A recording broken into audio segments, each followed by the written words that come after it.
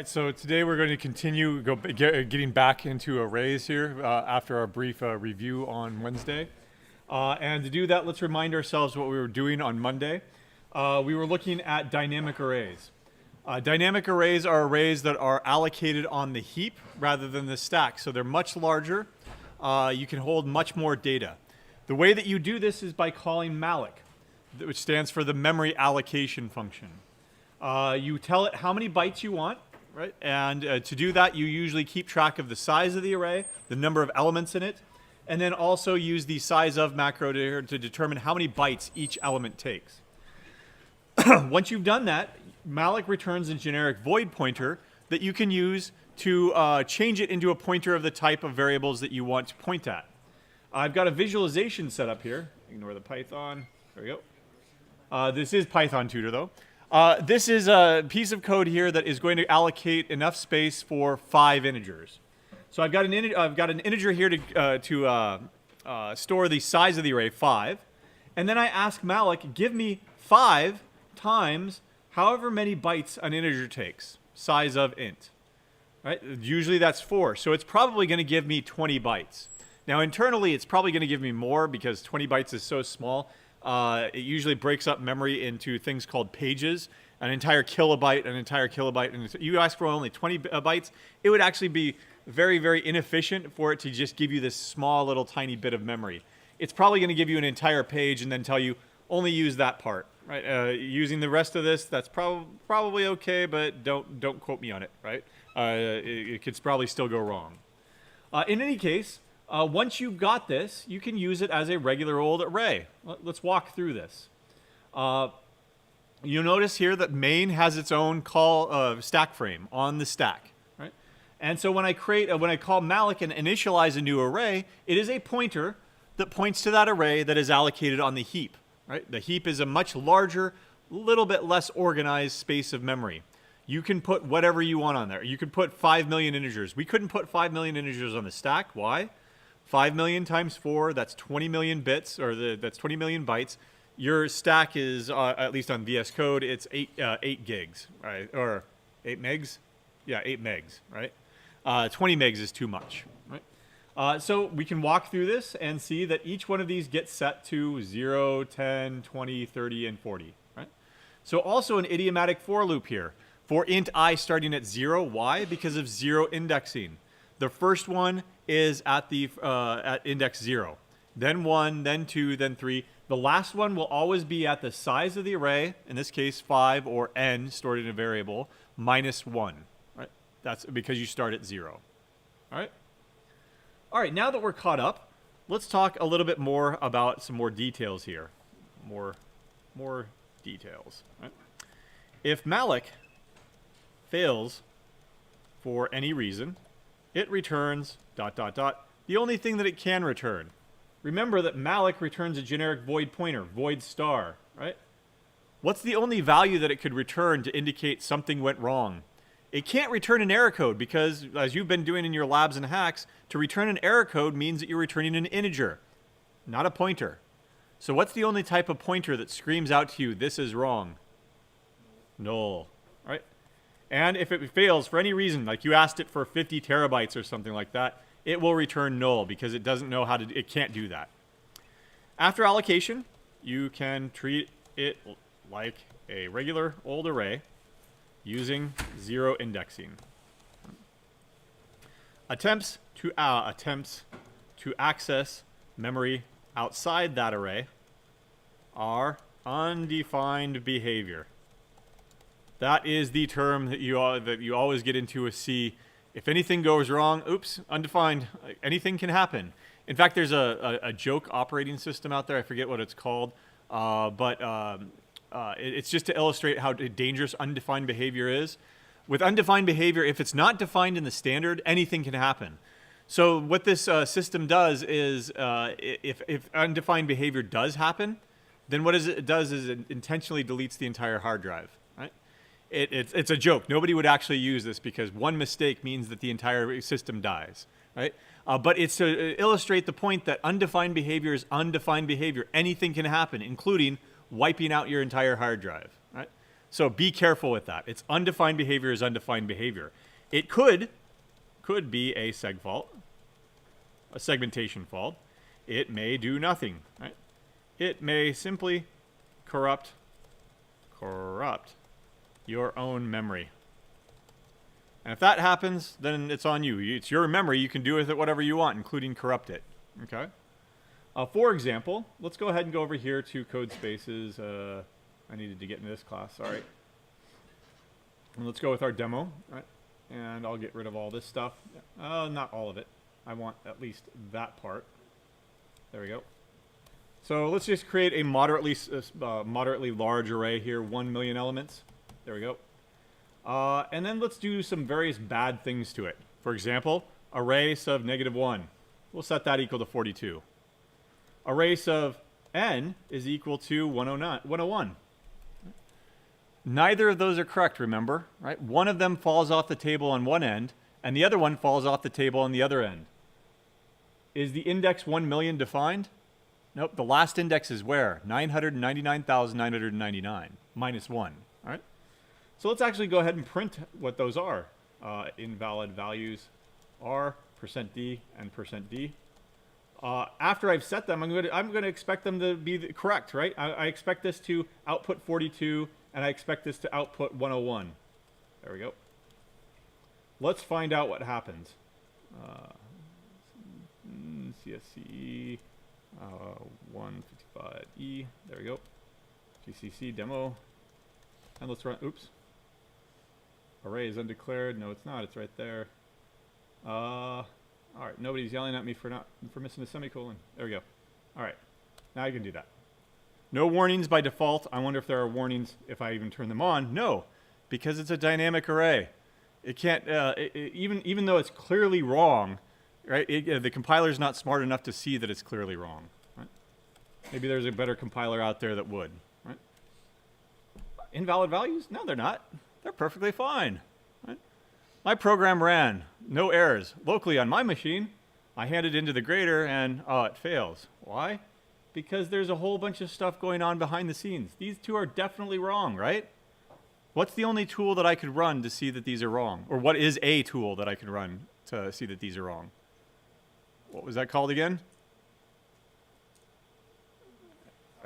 Valgrind, there we go. I was going to ask if there are any Minecrafters out there, right? You grind in Minecraft, right? All right, so Valgrind, I don't know what val is for. Let's go ahead and run this. Except that to run this, how should I have compiled it first? With the G flag. Why? That preserves line numbers and variable names and everything else so that it gives me an accurate report. This error happened on this line. You might want to check it out. Right? Now when I run valgrind on a.out, there's lots of stuff that's going on. In fact, how many? 5 errors from 5 different contexts. If I go up here in main on line 10, I did an invalid write of size 4. What was I doing? Or not line 10, but on line 11, sorry.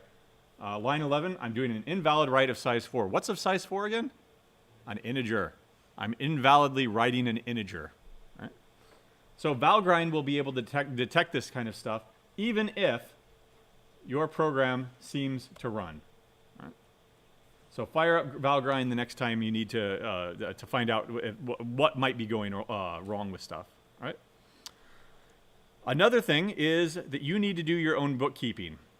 You still need to keep track of the size of the array no matter what. Again, you're probably going to see really, really crappy blog posts, really crappy Stack Overflow posts that say, this piece of code will tell you, is useful to determine how big an array is.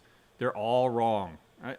There is no way, there is never any way in C that you can determine the size of a dynamically allocated array. There just isn't. It's not part of the language.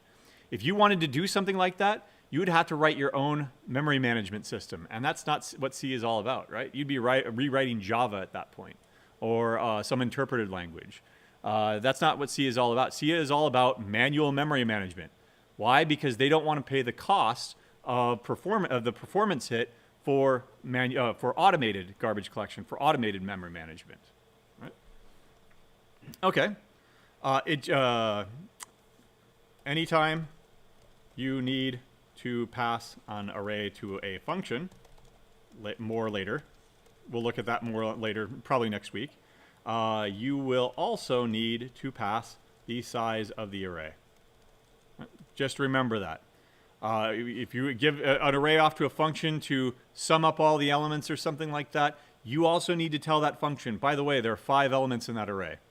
If you don't, there is no way for that function to know where does the array start? Well, it knows where the array starts, but where does it end, right? There's no way for it to tell that. And any post to the on Stack Overflow or out there or whatever to the contrary is absolutely false. And show me that post, and I'll show you how that works, but only for static arrays. And we've left the world of static arrays already. Right? We're in dynamic arrays. Right? There are other functions that you may want to check out. There's calloc, right? And there's realloc. Alloc. Right? How do you know what these do? RTM. Read the manual. Right? Just really, really quickly here, what calloc does is you have to call it differently, first of all. I think that there are 2 arguments that you call. But it's the same basic idea that it's going to allocate some memory, but it's also going to go through and set everything to 0. Remember when we first started looking at these arrays, and I showed you a static array, and I said, is the default 0? And we printed out a bunch of stuff when we saw garbage here, 0, 0, 0, 0, 0, 0 for the most part, but then we saw garbage here and garbage there and garbage everywhere, right? Calloc is an alternative. Calloc will actually allocate memory and then go through and 0 it all out for you if you want to. The reason that that's not the default behavior of malloc is because that costs, right? If you're going to allocate memory and then immediately set it to what you want, right, then just use malloc, right? You don't waste a CPU cycle zeroing everything out if you don't need to. Realloc will actually take existing memory that has been allocated. Say you allocated 20 megabytes, and you want to make it grow to 30 megabytes because you need more room, right? Realloc will do that. Or if you want to take that 20 megabytes and shorten it down to 10 megabytes and give that other chunk away back to the operating system, it'll do that as well. The bad thing is if you expand it too much and you get into memory that's already in use, it's more and more likely that realloc will fail, right? Why? Because I have 20 megabytes and I want to expand that out to 30 megabytes. Oh, somebody's using that space already. Nope, can't do it. No matter how many times you ask me to do it, I can't expand this because I'm bumping into memory that's already in use. So it's more likely, way more likely than malloc to fail because it doesn't have enough. It has enough memory in total. It just has to give you a different chunk of memory rather than expand the memory out that it has. So I mentioned those if you want to check them out, but for the most part, I'm just going to use malloc. If you use malloc 100%, that's fine too. Right? In fact, that's a suggestion. If you have to remember all 3 at all times, then you might make a mistake at some point. Just have one function and just deal with that one function. To read all about it, you RTM, read the manual. Right? Reading the manual simply means, at least in this day and age, is Google calloc, and the documentation will come up. In the olden days, or even today, if you're a command line, reading the manual means man, calloc. Right? Man is short for manual. Right? Tell me all about calloc. Malloc, free, calloc, realloc array. Right? So read all about that in the documentation there. Okay. So let's talk a little bit more about that memory management. Once you allocate a chunk of dynamic memory, you can use it however you like and however long you like. Right? But once you are done with it, you need to clean it up. We previewed this on Monday. Do you remember what the function was to give it back to the operating system, to clean it up, to free it, right? You free the memory up by giving it back using the free function.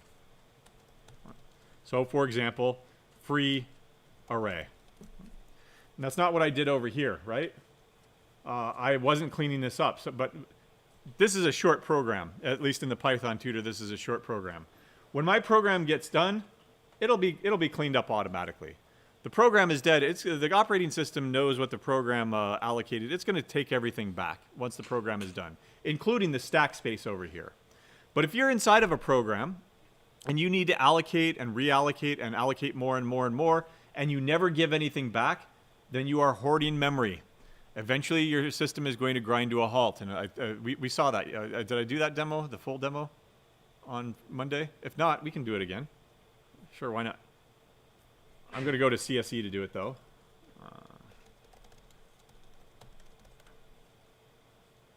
I thought we showed this, didn't we? Next. Oh, what? Test. Test 2, there we go. Okay. So let me set this up. For 1,000 times, we are going to allocate 5 million integers. 5 million integers is about 20 megabytes. Right? Then we do something with it. Right? And then I'm not going to free it up. Right? I'm going to go ahead and hoard all this memory. Now, if I just ran this as is, it's going to run in a blink of an eye. So what I'm going to do is I'm going to make the program sleep for 1 second. 1,000 times. Right? So 1 second, 1 second, 1 second. It's going to be a intentionally slow program so that I can watch it and see what it looks like. Okay? GCC test 2. Right? Yeah. Now, if I just run this, of course, it's going to run for 1,000 seconds. That's going to be, what, 10 minutes or so? 20 minutes? So I'm going to kill this. And I'm going to run it in the background using the ampersand here. Okay? Now it's running in the background. It's process number 66219.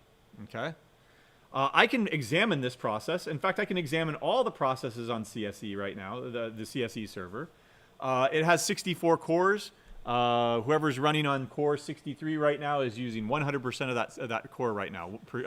So whoever that is. Oh, wow. Somebody just launched a bunch of parallel processes there probably.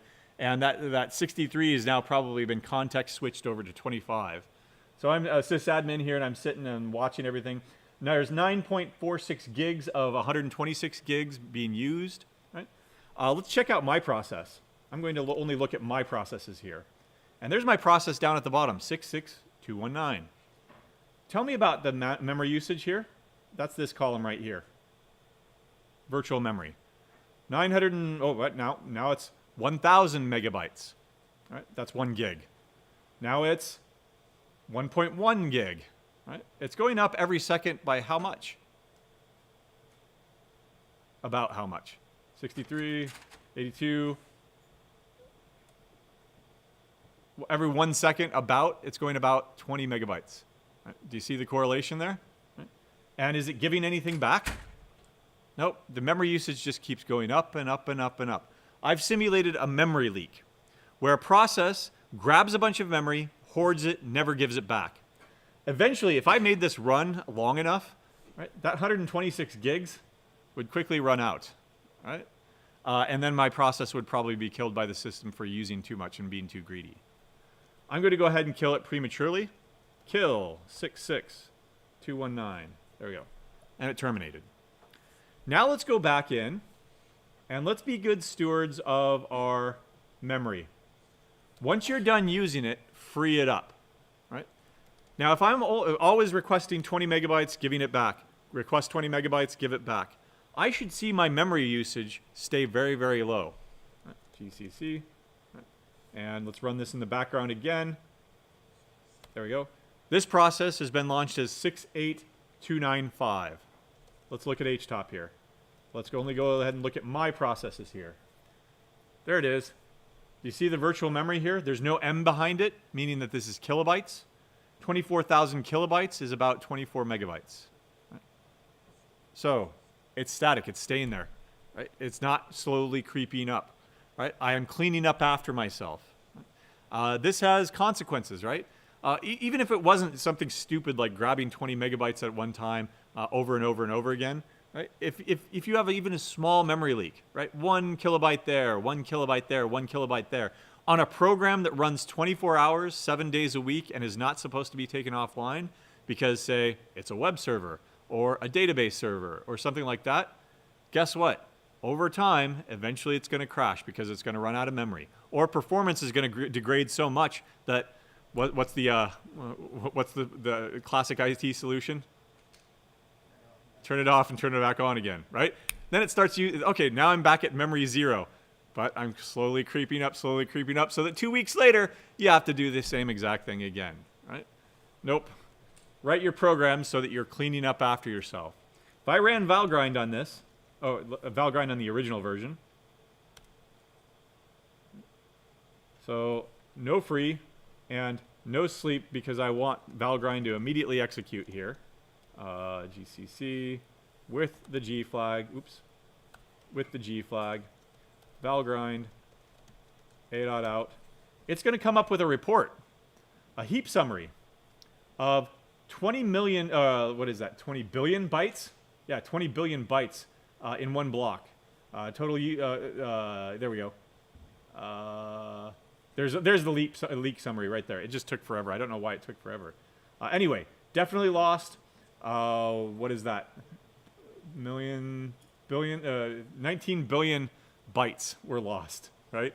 Or about 10 times or whatever that number was times this, right? It's leaking memory, right? You allocated a bunch of memory and it was lost. It's not like, again, it's not like it stands up and walks off of your computer, right? It's just that it's not being made available to any other programs on the system. Okay? All right, so you do have to be careful. You have to clean them up. If you let's see. Do's and don'ts, right? Other do's and don'ts, I should say. Sorry, there we go. Other do's and don'ts, right? Don'ts, there we go. All right, don't double free memory. In other words, if you free it up once, that's it. It's no longer yours. You can't free it up anymore. Let me go back to my VS Code environment over here, get rid of my invalid pointer stuff, and let me go ahead and free it up, like do something with it. Array sub 0 is equal to 42. And now I need to free it up, free array. That's perfect. Valgrind will come back with saying there are no memory leaks. No memory leaks are possible here because you freed everything up. But if I do it twice, right, that's a double free. I'm doing this twice. Right? What's going to happen here? I asked for memory. I said, I'm done with it. Here you go. It's back. Right? Also, give it back again. Can you give back something twice? Can you return the same item of clothing for a refund twice? You can try and then get double the scamming them somehow or something, but you can't do it here. Right? So gcc demo.c. There you go. A.out. Segmentation fault. Why? That's not your memory. You gave it back once. You can't give it back a second time. Okay? Another don't is don't free invalid or null pointers. For example, let me come over here and I'll go free null. Can you free nothing? Existential question.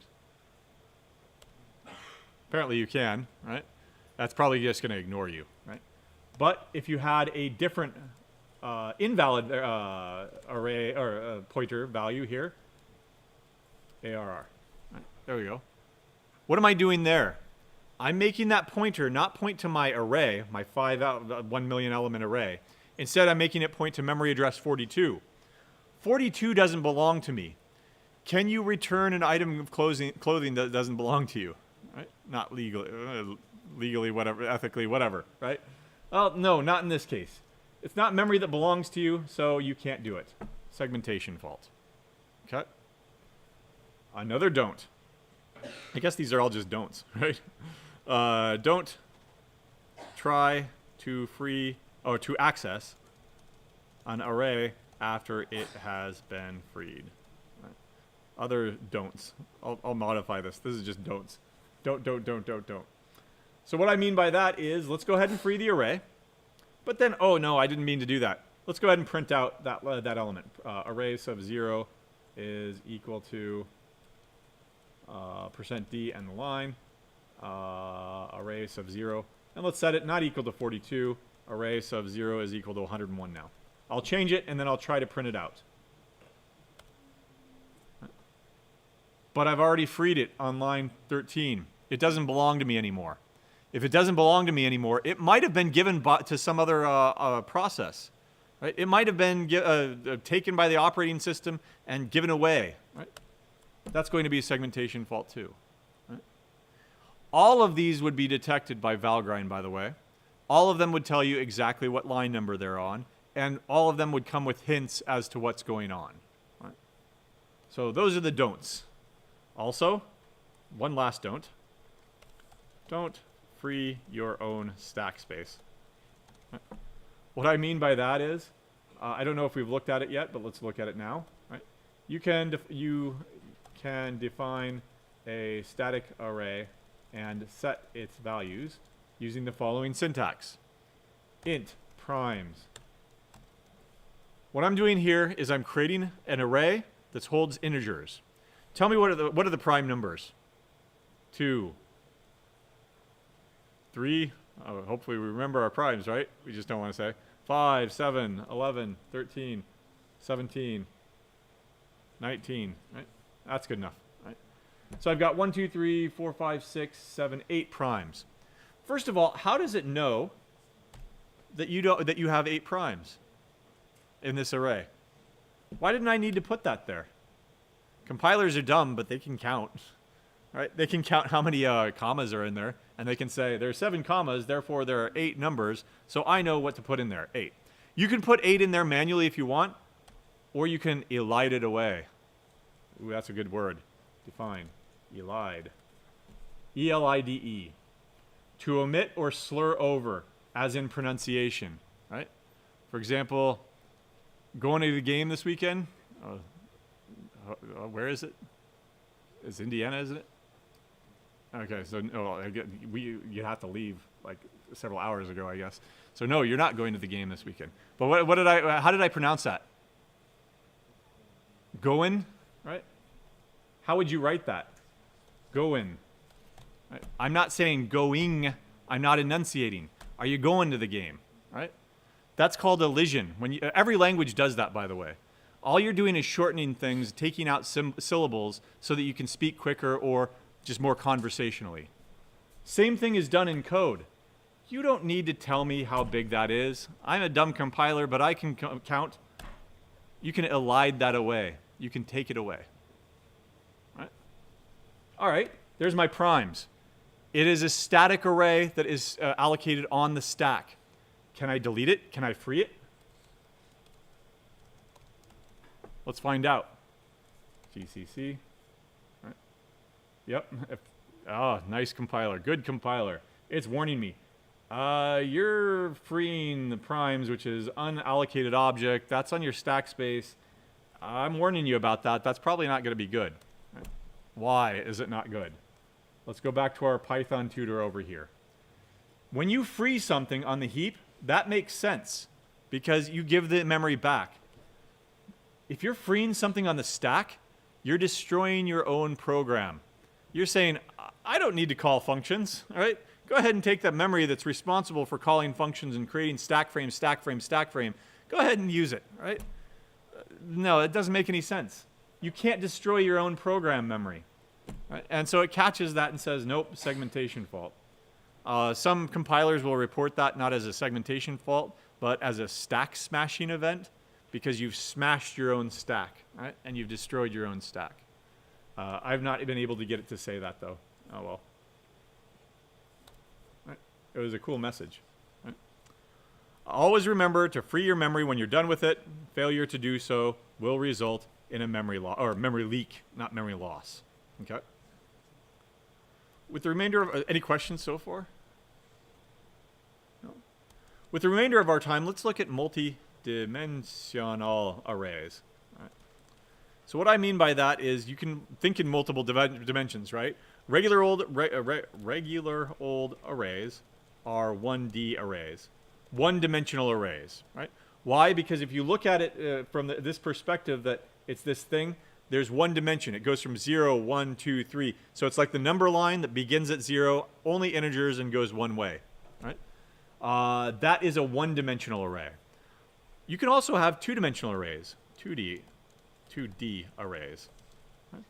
So if I have a bunch of rows and columns, right? What do I have? What do we call that? Bunch of rows, bunch of columns. That's a table, right? Or tabular data. You can think of it as an Excel file, a spreadsheet. You can think of that if you put on your linear algebra math hat. Some of you might have linear algebra already. What do we call those? A matrix, right? Of numbers. Don't worry about matrices, okay? Think of them as tables. You can also do 3D arrays. 3D arrays have rows and columns, but then they go out in the third dimension over here. We call those aisles, right? Like you're walking down the aisle of a supermarket or something, right? You can have 4D arrays, 4D. You can have 5D. At that point, visualizations fail because we're three-dimensional beings and we can't think in 4 dimensions, right? But rethink these. Rethink what you are doing. There's probably a better solution. We're going to stick with 1D arrays, certainly.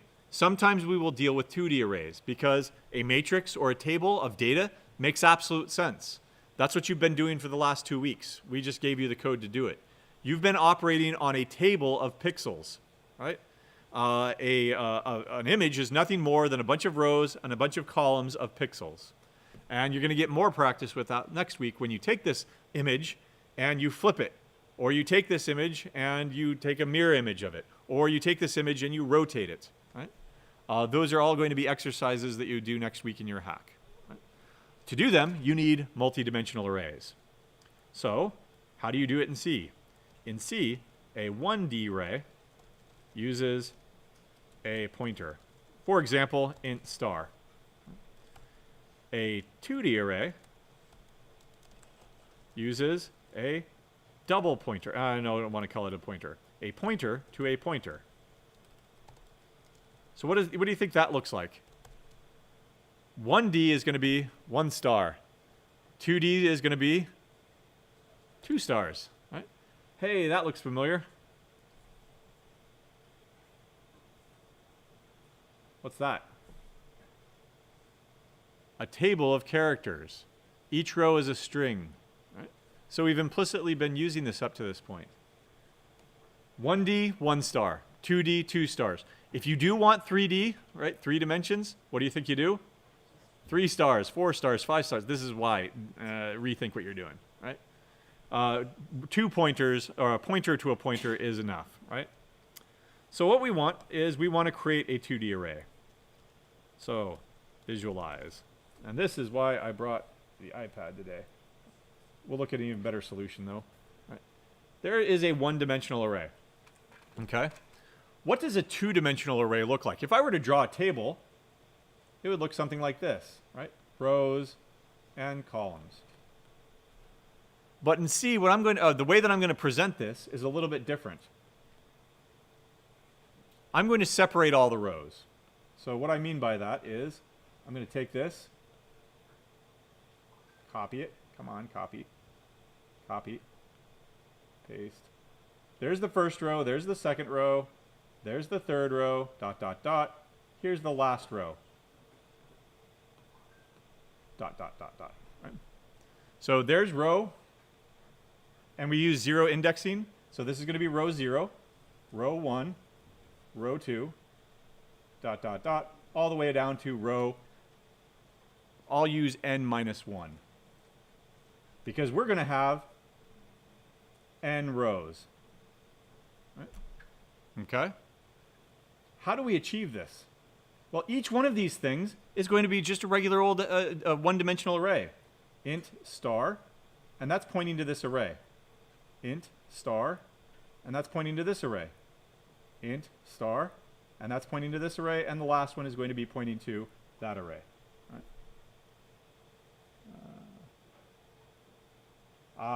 Could you use higher dimensional arrays to optimize array lookup times?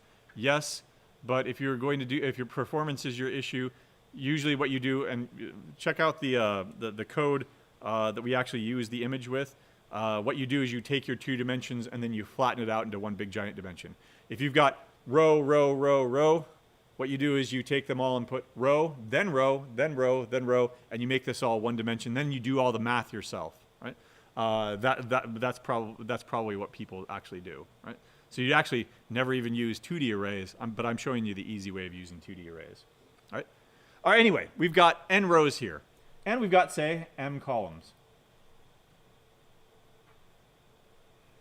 Excellent. How do I do it? How do I bring them all together and make it into one table?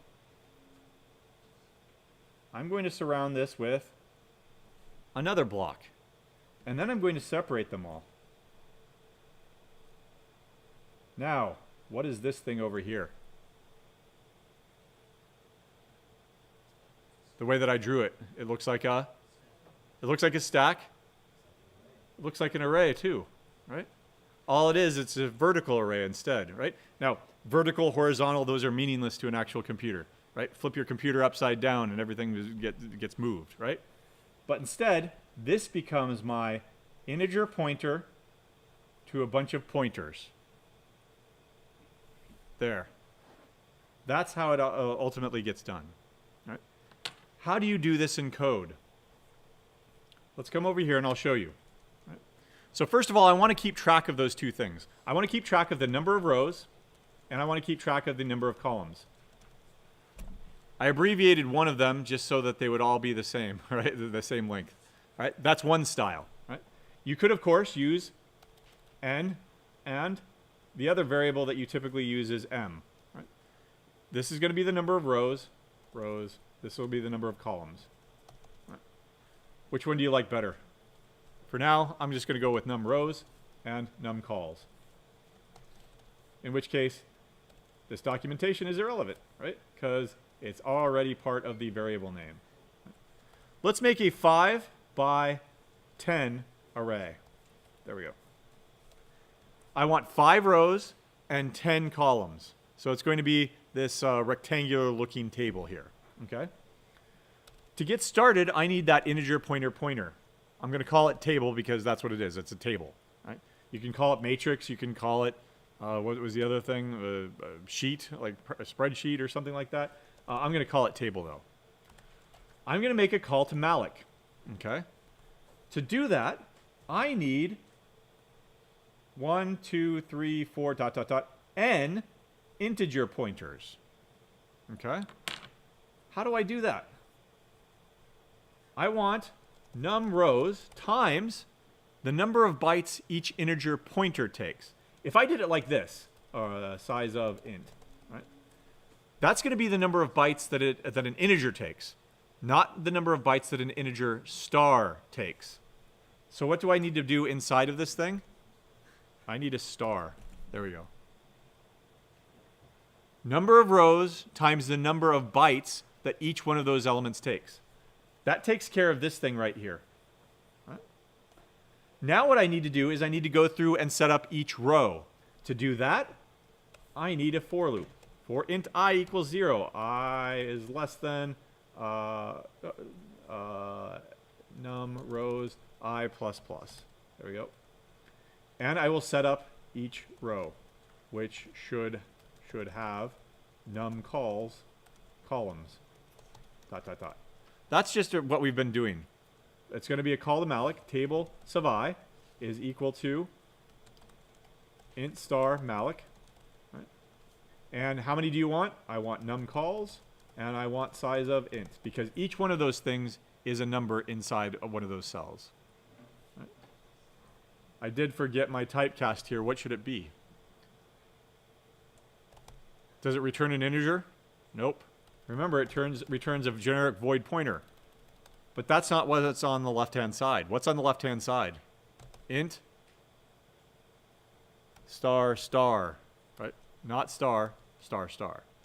The left-hand side has to match the right-hand side in types. Let's do something with it now.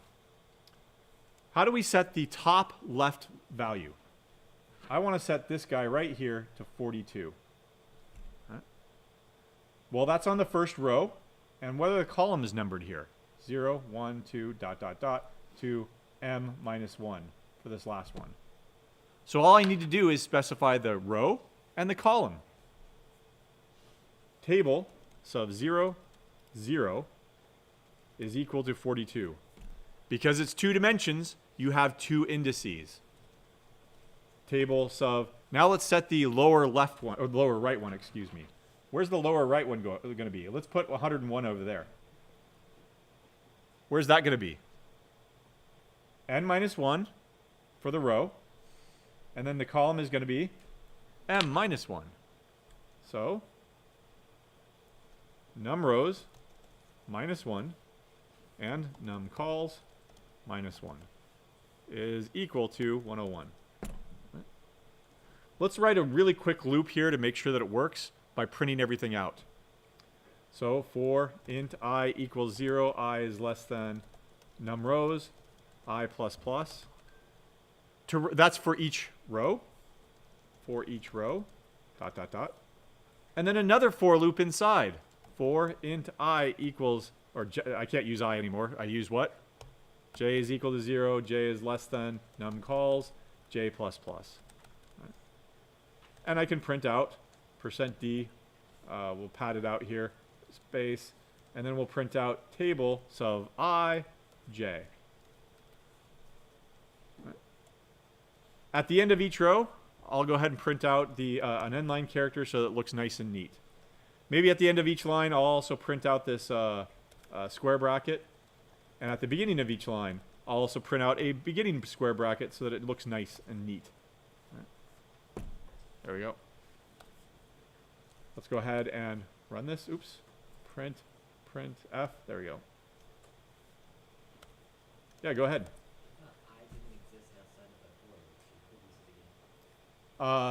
It does not exist outside the for loop. So if I want to use it here, I have to declare it again inside the for loop. Yep. There you go. 42 at the upper left, 101 down at the bottom right. Zeros everywhere else? Wait a second. You said that was not the default. And that's not. 99 times out of 100, you will get 0. We're lucky that we didn't get garbage, right? But if you want all the rest of them to be 0, you should go either use calc or you should go in and make sure that they're all 0. All right, review. Int star is a pointer to a one-dimensional array. A double pointer, it's not double as in the double type, like 3.14159, but it's int star star points to a two-dimensional matrix. I've used MAT here, short for matrix. Right? Technically, points to an array of pointers. Each pointer in the array is an array of integers. So I've got the same exact code right here. Right? I made this into one line instead, and it looks like I'm doing a 10 by 10 array here. Right? So the way that this works is you set up a double pointer here, int star star. On line 3, you end up initializing that vertical array of pointers. Each one of those pointers then in the for loop will end up pointing to a new row of n elements, right, as you go along. Now predict here, we'll do it next time, but predict, how would you clean up after yourself here? Would you do just simply this? Free the table. Right. Let's find out. GCC. Let's ask Valgrind about that. Valgrind, did we do it right? A.up. Actually, let's go ahead and skip this first of all. Let's ask Valgrind. We are not cleaning up any memory here. Let's look and see what we're definitely losing here. 40 bytes is lost in one block. I wonder what that refers to. 200 bytes is lost in a different block. Well, 200, what does that correspond to in our code? We have a 5 by 10 array. How many things are in there? 50. How many bytes does each one take? They're all integers, so 4. That's where you get that 200. All of those integers are lost. All of these integers right here are lost. What else is lost, though? This thing right here. How many were there? Well, there are 5 of them. And it says we lost 40 bytes. A pointer doesn't take 4 bytes. A pointer takes how many bytes? Infer. If there are 5 of them and there are 40 bytes there total, then how many bytes each? 8. 8 times 5 is 40. Right? So we are losing everything here. And if we only free up the table, it doesn't get us much. GCC, run Valgrind on this. That 40 bytes went away because I successfully cleaned it up. This thing right here was erased. Right? When I erased it, I don't know. When I, no, better. There. When I erased that, did I clean everything else up? Nope. That 200 bytes is still there. So how would you go about doing it? We'll do it next time, but conceptually. You would need to reverse it. Clean the last row. Clean the next to the third row. Clean the second row. Clean the first row. Only after you've cleaned all the rows can you then clean up that array of pointers. Right? So in other words, you just need to go in reverse. Right? You don't have to start with the last row. We'll start with the first row and go down. Right? All right, we'll pick it up there on Monday then. Have a good weekend.